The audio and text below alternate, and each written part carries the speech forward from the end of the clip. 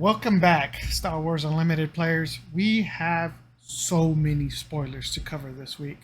We actually got 3 leaders spoiled this week, plus a ton more cards during the FF live stream, plus content creator streams. So we're going to go ahead and get right into the cards. The first card we're going to talk about is Xanadu Blood. This is a 6 cost space unit. Its aspects are cunning and villainy. It has 4 attack, 6 defense. It has raid 2, meaning when it attacks, it has +2. When played on attack, you may return another friendly non-leader underworld unit to its owner's hand.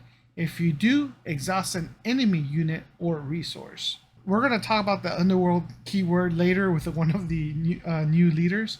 For a 6 cost ship, for 4/6, again, if we go back, I like to see 6/6, but the fact that it gets raid 2, it basically makes it a 6/6 when you attack. But I think when played and the on attack trigger is huge. You can return one of your friendly non-leader underworld units back to your hand. And then if you do, you can exhaust an enemy unit or resource, which might be good if they have a big powerful unit and you want to be able to exhaust it so it doesn't attack you. You probably want to attack with this ship, or you probably want to maybe also play it so that you can return the card back to your hand. Imagine if you have like a 1 cost or 2 cost unit, you can bring that back to your hand, exhaust the powerful unit, and then continue. And it's a soft way to control an opponent's deck. So I think this card is pretty cool. It's exciting. I like, and it's a rare. I forgot to mention that. I think it's a decent card. I think we'll see play on this card. I think it'll be a niche deck, specifically mostly a deck that focus under the underworld trait. The next card we're going to talk about is Lady Proxima. This is a 1 cost ground unit, has 0 attack and 4 defense.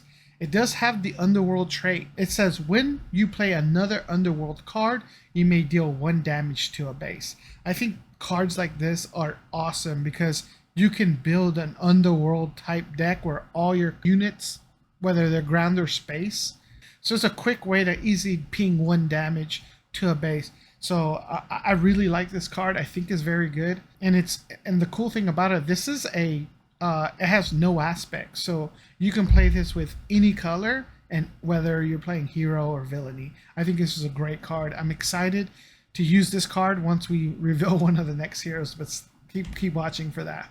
We're going to talk about some of the heroes that we got revealed this time. We're going to start off with Gar Saxon. This is a vigilance leader. It says each friendly upgraded unit gets +1 and 0. Epic action. If you control 6 or more resources, deploy this leader. Now let's look at the leader unit side. This is a 4/7. It has the Mandalorian title as well as official. This is a villainy card. And it says each friendly unit upgrade gets +1 and 0 and gains when defeated. You may return an upgrade that was attached to this unit to its owner's hand.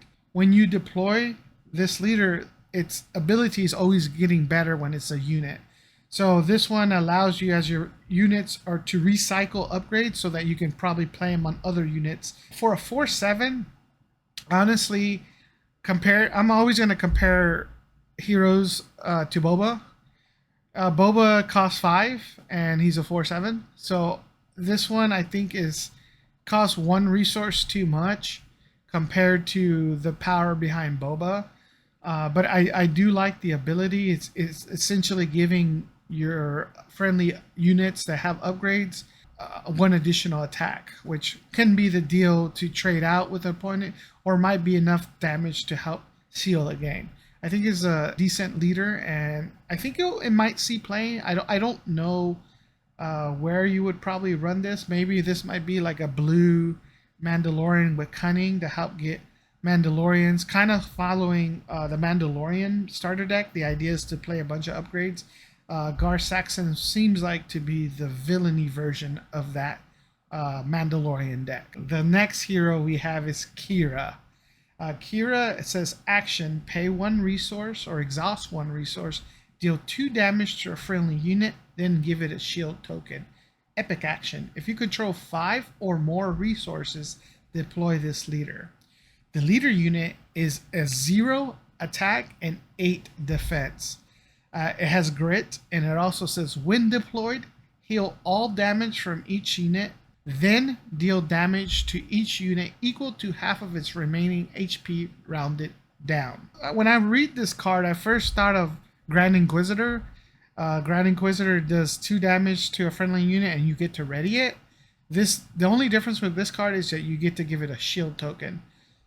In terms of that ability, I don't think is I actually think it's worse than Grand Inquisitor. I think having a shield is nice, but it just allows you to absorb damage for that next attack it gets hit, which can be good or bad depending on how much of attack it is.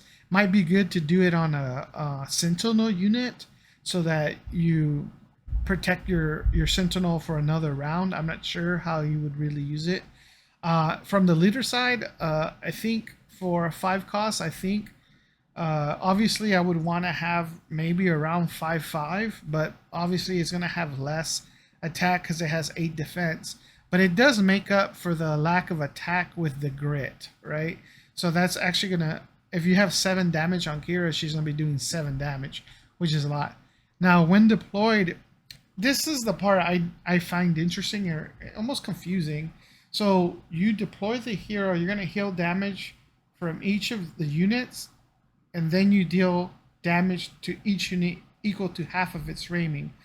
But when you read it, it says heal all damage. So all the units will be completely back to full health. And then you're really halving the damage of its hull. So if it has 4 health, it's going to take 2 damage. If it's 3 health, it's going to take 1 damage. So I don't know if that really is going to be beneficial. I'm trying to think of a way of what deck this would help. The only way I think it could help you if you have a larger board, and it might give you a slight edge on total health remaining. I have no real ideas of how or what deck would this go with. If you know, I would love to know. Please let me know in the comments. The next card leader introduced, and I absolutely love it. I'm a big Cad Bane fan.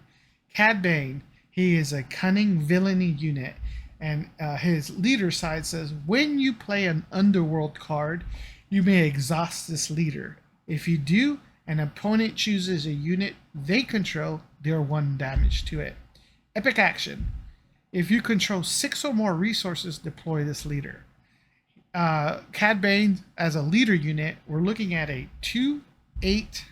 He has raid 2, and it says when you play an underworld card, you may choose an opponent. If they choose a unit they control, they deal 2 damage. Use this ability only once for each round. First of all, I love Cad Bane. He's one of my favorite villains in the Star Wars universe. This one gets me very excited. As you can see, we talked about different underworld cards. So obviously having underworld cards, you can exhaust when you use a leader. You can exhaust them, and then your opponent might have to choose a unit they have to deal damage. Obviously, 1 damage per turn isn't great because they get to choose, but if we compare that to Vader, you have to pay 1 resource, then you do 1 damage to a unit which you choose and 1 damage to the base. This one, since you don't have to pay it, you still get to do the damage the opposite, or your opponent gets to choose where it goes. So a little bit harder. They obviously wouldn't kill off their own unit, but it's still forcing damage on the unit, which I think is great. The leader unit side, again, his attack is slightly under than what I would normally want. For a 6 cost, I would be wanting around like a 6 damage attack with the 6 health, but I think it's made up. You make that up. You make it up when you, first of all, you do 2 damage, then while attacking gets raid 2, so that's 4 damage. And then once you've deployed him, let's say your next turn, so you're looking at resource 7 turn, if you had 3 underworld units that were 2 costs and then one that was a 1 cost, and you played all those units, you're going to be triggering the 2 damage ability. Downside is only once this round, so you might want to do it after you do all your attacks, and then might be enough to kill it. But when you add those two up, the 2 base attack, the 2 raid damage, and the 2 damage, it's about 6 attack, which is, I'm actually okay with that. There's a lot of underworld cards that are already out in set 1, and we saw more in set 2. So imagine if you have Lady Proxima, you play Lady Proxima first, then you attack with your units, then you played your next underworld card, you use the 2 damage ability, and now Lady Proxima triggers her action, so you do 1 damage. So now your opponent has to choose 3 damage, you play your next underworld card. So again, let's say if we go in that scenario, we have 3 costs, 2 costs and 1 cost, you're going to be doing a lot of damage. It's a lot of ping damage. And I like that type of deck. It just forces your opponent, dang, where do I put that damage? And once you start overwhelming the board with underworld units, the more pressure you're putting on your opponent. And eventually you can wipe out their board between playing the units and attacking. Then you have open reign to go out after the base. I really like this card. Okay, the next card is Street Gang Recruiter. This is a 5 cost unit, no aspect. It's a 4/4 underworld, and it says when played, you may return an underworld card from your discard pile to your hand. For 5 costs, I think it's slightly underpowered in terms of attack and defense, but I think it makes up for it when you play it. You can get an underworld card from your discard pile to your hand. The cool thing about it says underworld card, so this might be a space unit, ground unit, and eventually if they come out with any events that are underworld, you can bring those back out. I don't think there's underworld events. Let me know if I'm wrong in the comments and tell me which cards have it. Talking to Cad Bane, this is probably going to be a card you could probably have a 1 of. I don't know if I'll use a playset of this. It depends on how many underworld units you can actually build within the Cad Bane deck. I'm interested on how useful the Street Gang Recruiter will be. The next card is the Lum Pike. This is a 4 cost ground unit, vigilance, villainy aspects. It's a 4/6, again, underworld trait. It says on attack, you may give a shield token to an enemy unit. If you do, give a shield token to a friendly unit. And then it has smuggle, pay 5 resources, and you have to have one of those aspects. Again, so again, we look at it 4 cost, 4 house, 6 defense. I think that's really good. The on attack, you can give a shield token to an enemy unit. If you do, you give a shield token to a friendly unit. So think about, again, if that opponent only has 1 unit on the field, you're going to give it a shield token. Well, then the next time, let's say you have Lady Proxima on the board and then you play an underworld unit, it's going to cause you to ping a damage off of their character. Well, if they only have 1 character and they just got the shield token gets eaten up. So you do get a slight advantage if you have a larger board. The smuggle cost, I think it's okay. It just costs 1 more than the actual cost. This could be a potential card you can use when you smuggle it. Let's say you may have gone early on, you don't want to use it, but you want to figure out how to way to not have one of your units, your stronger units, die. This is probably when you would want to use that smuggle, play him, then the next turn try to attack and then put that shield on that larger cost character that you want to save. Decent card as a rare. I think it's good, and again, I love it. That's Underworld. It's going to go well with Cad Bane. The next card we have is Brutal Traditions. This is a 2 cost upgrade. Villainy, vigilance aspects. It says action. If an enemy unit was defeated this phase, play this upgrade from your discard pile, paying its costs. It gives you 1 attack and 2 defense. For 2 costs, giving you a 1/2, I think that's a little bit slightly underpowered in terms of the attack, but it makes up for it the fact that if this is in your graveyard, you can actually play it and upgrade one of your existing units and make it stronger. I'm interested to see if we're going to start seeing like a blue type deck that's more aggro-y or mid-range than a control, because I think that would be a great way to do upgrades. Now, if we follow the Mandalorian deck, it's all about upgrades. We just saw a leader that's kind of the villain version of that. This probably might be an upgrade you want to have on that in that deck, right? I think it's pretty decent card. The next card we have is the Clan Saxon Gauntlet. This is a 6-cost space unit. Its aspects are Vigilance, Villainy, has 4/5 attack, it has Sentinel, and it says when this unit is attacked, you may give an experience token to a unit before damage is dealt. So I think for 6 costs, I would expect to have a 6/6, right? That's usually my default. The fact that it has Sentinel, which makes it force you have to attack if you're attacking space, is good. Sentinel is always good. What I really like, it says when this is attacked. So this is before damage is dealt, you can give an experience token to unit, and it just says a unit. So that means you can give that token to a ground unit or a space unit, and ideally you probably would be giving this out to your leader to make them stronger. I like the fact that when it gets attacked, so there might be with blue's all about control and healing. If you have one of these out, I want to also point out this is not unique. You can have multiple of these out on your space to protect your space and force your opponent to have to attack that side. So if you're playing some type of blue control deck, you're controlling the ground and then keep space dominated with these sentinel units, and then with blue you can just constantly heal them so that you just can make them make another unit stronger and stronger, or another space unit or another ground unit. I think it's a little heavy costed. I don't know how often we'll get to the ability to play this multiple times. With control decks you do have that ability, but it's a little harder to do. But I think this is a decent card. I think we'll see some people use this in decks.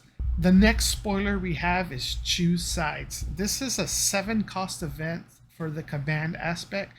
It says choose a friendly non-leader unit and an enemy non-leader unit. Exchange control of these units. This is a rare. So this is essentially allowing you to swap characters. For 7 costs, it's a little expensive, but the good side is that it just says friendly non-leader unit and an enemy non-leader unit. So that means if you had a 1-cost unit on the board and your opponent has a 9-cost unit, imagine Avenger, you can give him your 1-cost unit and you're going to take the Avenger. And now you have a massive advantage on your board. Granted, with most aggro type matches, by the time you get to Resource 7, the game's probably over, so I don't know if this is going to make a big difference in that race. Now with a control type deck, this might make it easier for taking your opponent's strong units and just closing out the game at that point. I think this is a good card. I just wonder if we'll see heavy use of it since it costs 7 resources. But I think it's a great card. I think this might be a one-off type of card you have on a sideboard and try to get that in a control deck, because they're going to try to kill you with their big ships. This is a way to put a small unit on the board and then take the big units. Okay, the next card we have is the Marauder. This is a 5-cost space unit. It has the command and heroism aspects. This is a 4 attack, 5 defense. It has ambush, and it says when played, choose a card in your discard pile. Put it into play as a resource if it shares a name with a unit you control. This is a unique unit, right? This is from the Bad Batch, I believe. Well, it says it right there. This is from the Bad Batch. Okay. So in terms of a 5 cost, again, I want to see a 4/5, but with a slightly less attack. It's actually corrected with the fact that it has ambush. And then the when played, I think this is the first time we've seen something like this, where if you have any card that's in the discard that matches a unit you have in control, you could put it in as a resource. I think that's awesome. Again, we've always known that green is the command is the one of the archetypes is about ramping. This is a further example how you can continue to ramp. It's a good card. I love ramp. Obviously, this is only for hero, so I'm pretty sure we're going to see maybe Leia decks that probably could take advantage of this to help build up its resources. The next card is the Stolen Land Speeder. This is a 1-cost ground unit. It's a 3 attack, 2 defense, and it says when played, if you played this unit from your hand, an opponent takes control of it. Bounty. If you own this unit, play it from your discard pile for free and give it an experience token. So we saw this during the FFG live stream, and at first I was like, man, a 1 cost for a 3/2, that's super powerful. But the big caveat is that you're probably going to end up playing it, and because you played it from your hand in your first turn, it's going to go straight to your opponent. Then you're going to have the ability, now it has that bounty, right? So your job is, how can I do 2 damage to this unit so that it goes into the discard pile, and then you can play it and give it an experience token. That's the goal. So you have to figure out how you can kill it so that you can bring it into your playmat for free. It's interesting how this card works. It's not unique, so you can do multiple of these, but essentially when you give it the experience token, when you do play it from the discard pile, this becomes a 4/3. And for a 1 cost, I think that's a very powerful. Actually, it will be 0 cost, really, because it says you can play it for free.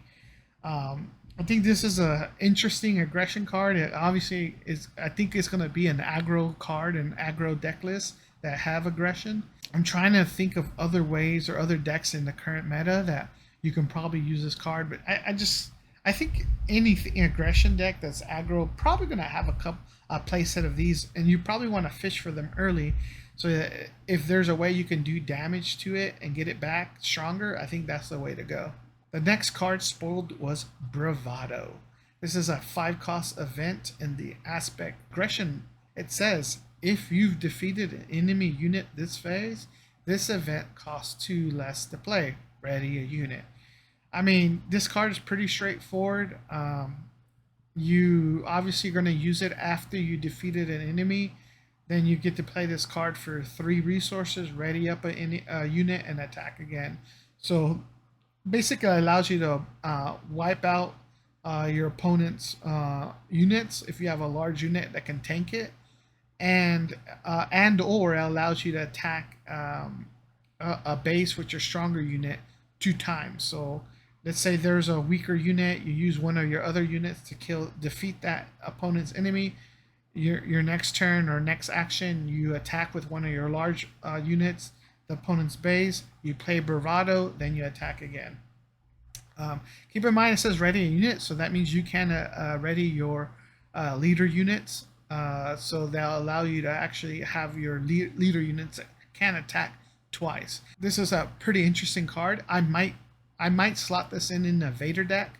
It's a pretty good card. I think I will slot this in my Vader deck for sure. The next card we have is Dryden Voss. This is a 7-cost ground unit. Aspects are cunning and villainy. It's a 5 attack, 7 defense.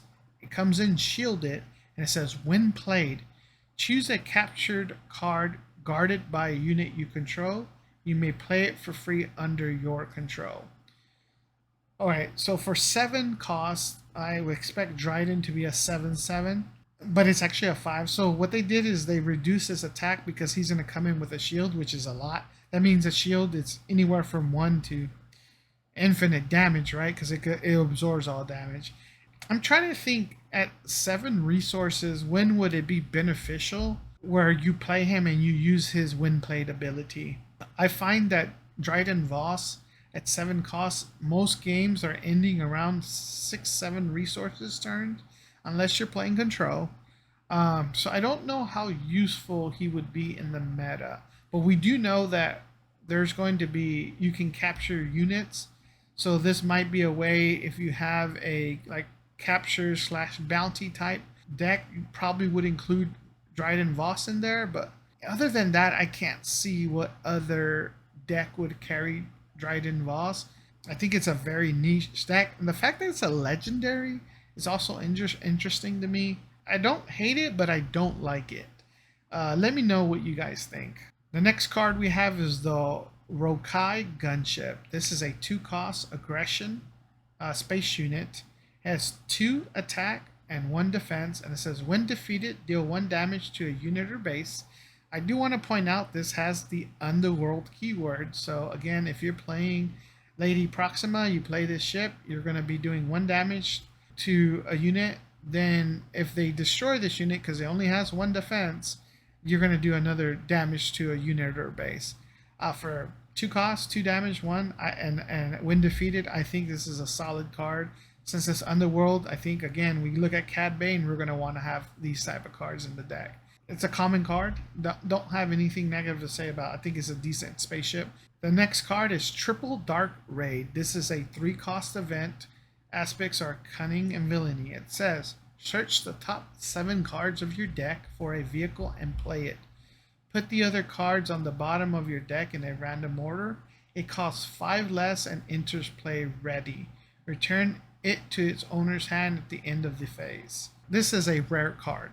Again, this allows you to search for 7 cards and play a vehicle. It reduces the cost of 5 by 5. So obviously if you don't want to get a vehicle, most vehicles are ships, by the way. There are a handful of vehicles that are ground units, but I think the vast majority are space units.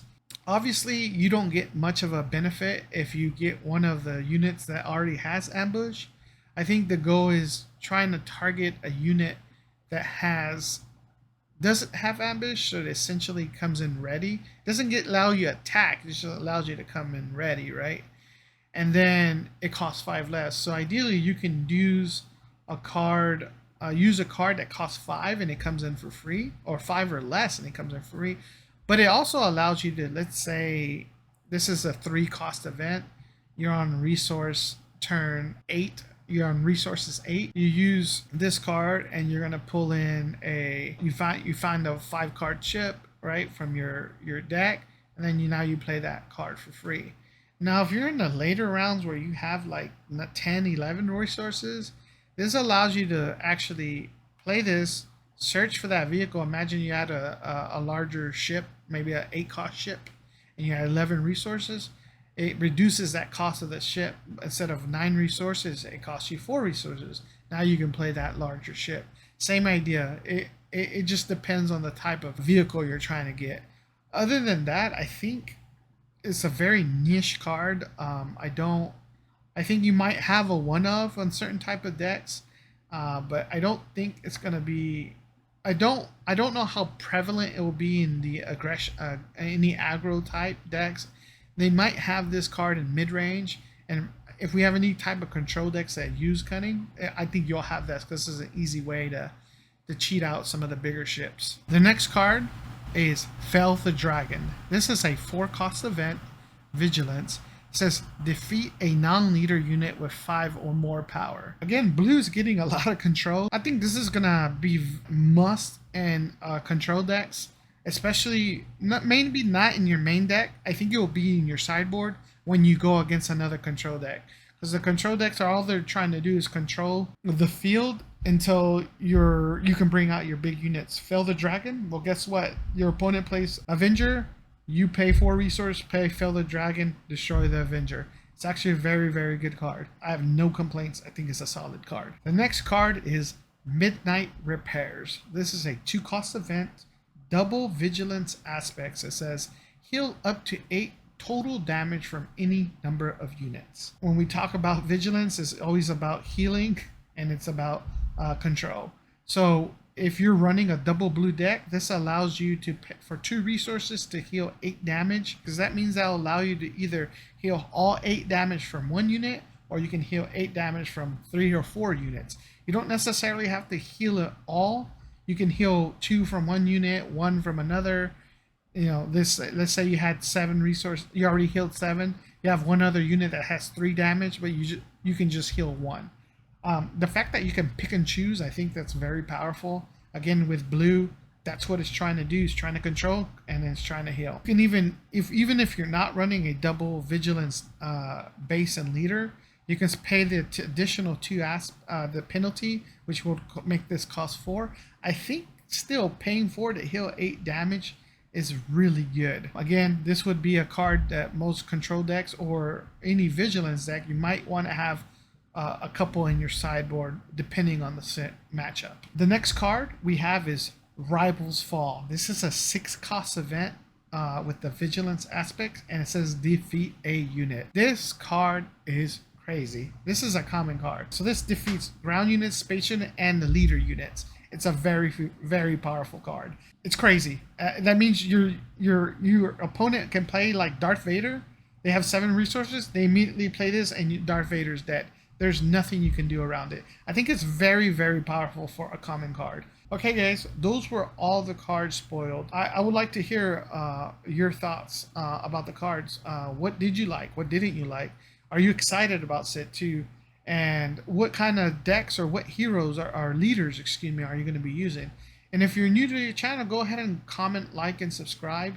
I am a new content creator that's going to be focusing on Star Wars Unlimited, Flesh and Blood, and a little bit of a One Piece. Just kind of looking at metas, looking at cards, playing the cards, doing box breaks, and a lot more. Thank you for your time, and I hope you have a good day. Bye, guys.